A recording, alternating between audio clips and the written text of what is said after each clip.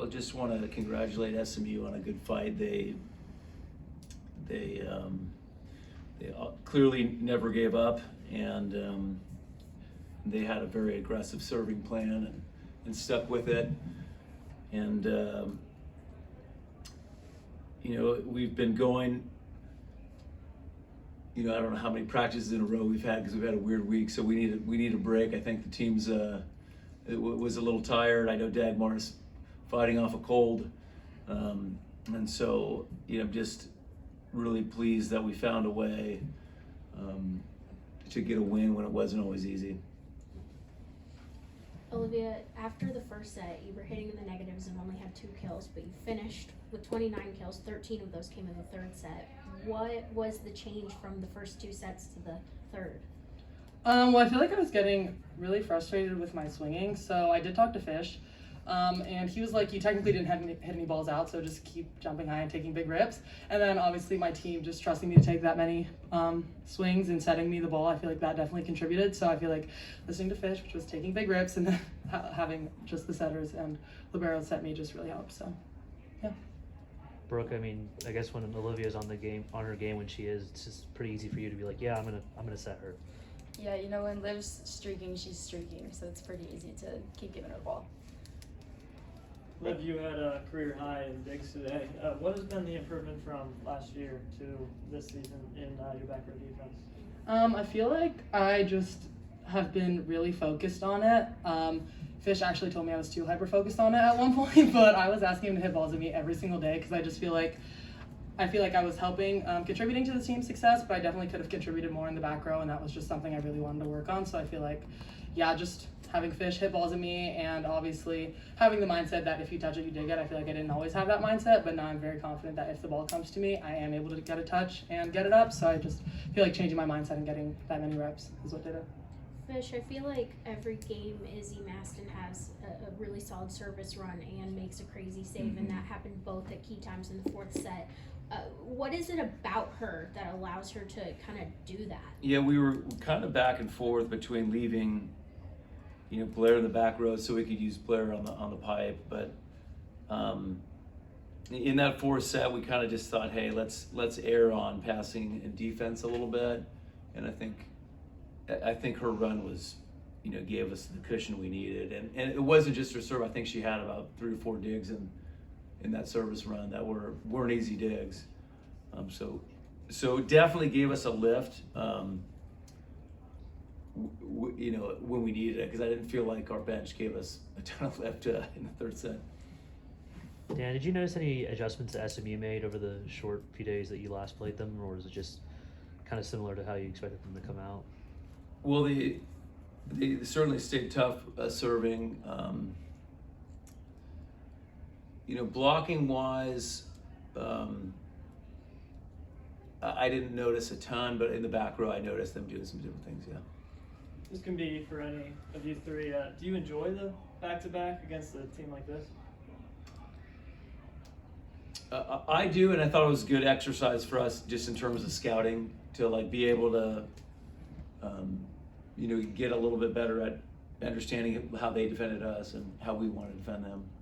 Brooke, you had a career high assist on Wednesday at 51 in a 5-setter, and you set it again today in 4 sets at 52. What do you think has been going, especially against SMU, which is a tough team, been so good with your setting? We work on it every day, setter, middle hitter, all of the connections every single day in practice. So I think it's just paying off in the games.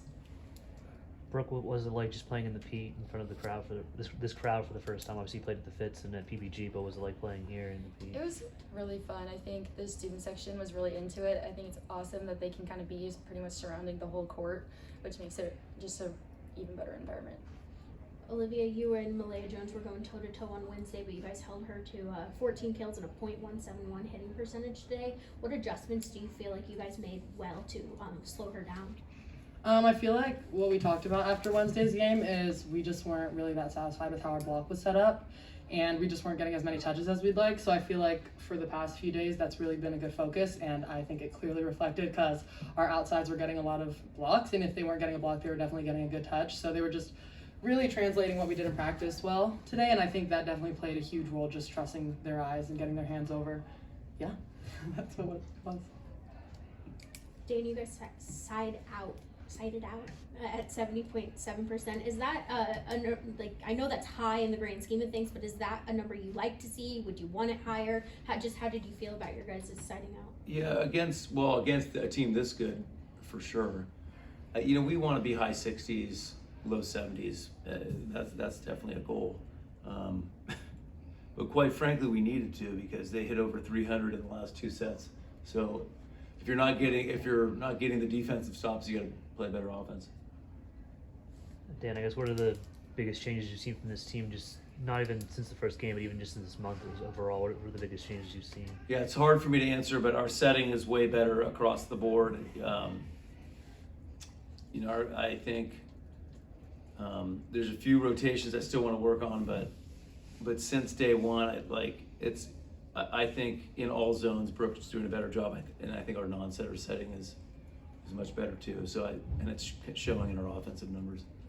Is that something you expected at the beginning of the season? Well, we had a inter-squad scrimmage the week before the blue gold, where we were pretty bad, and we had a long video session, and we really made setting a priority. Not just Brooke, but just like that we are, you know, because we look at it, how out of 100 balls, how many times can we score, and how many times is the ball unscorable? And so we just, you know, wanted to increase the percentage of balls we can score. It sounds simple, but every one matters. And you know, I thought we kind of had solved that by the blue gold, and then we probably reverted a little bit to being tentative. We talk about setting to win. Like, we would rather, you know, have an occasional ball that's too tight that we have to joust rather than leave them off the net. So you know, since that opening weekend, I think we've been doing a pretty good job as a team of being aggressive with our setting. Dan, what did you feel was off in the third set? Well, first off, this is what good teams do. They take big rips and they push you defensively, and we had a bunch of rotations that we thought were weak rotations for them that we missed some serves in, so we just struggled to keep the pressure on. I liked our fight at the end to kind of keep it close and have a chance to win, but you've got to keep pressure on teams defensively. Olivia, you came in with Blair. Both of you were freshmen together. What has it been like seeing her improvement this season and how consistently she's playing? It's amazing to see. I mean, not only her confidence on the court, but her confidence off of it is just, it's grown drastically since I first met her, and just watching her finally just really step into who she is has been really refreshing, and I just love it. I think she's a great person on and off the court, and she's a really good teammate, and clearly she's someone that we really put a lot of trust in, and I feel like a few years ago, I feel like she might not have been confident enough to step into this role, but it's very clear that she wants this role and she's gonna take advantage of her opportunities, so it's really refreshing to see. Brooke, this is your first taste of ACC volleyball. I mean, how important is it for you guys to start off with two wins against a really top opponent in SMU? I think all games are pretty important, but you know, starting off 2-0 against a really good team like this is going to give us a lot of confidence going forward. Do you guys feel like you got revenge from the game last year? Yes. Any last questions? Thank you. Thanks, guys.